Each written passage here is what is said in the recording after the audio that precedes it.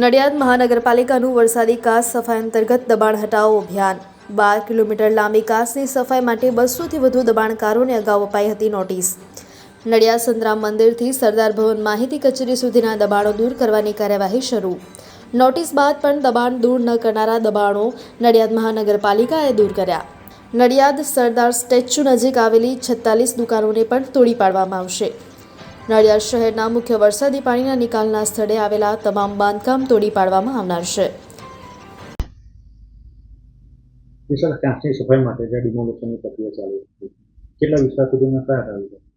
હાલમાં નડિયાદ મહાનગરપાલિકાના વિસ્તારમાંથી પસાર થતા મુખ્ય કાંસને સફાઈની કામગીરી ચાલુ કરવામાં આવેલ છે।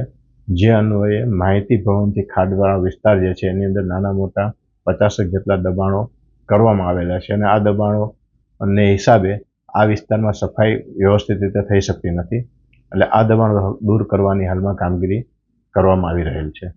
બીજા કેટલા દબાણો દૂર કરવામાં આવશે?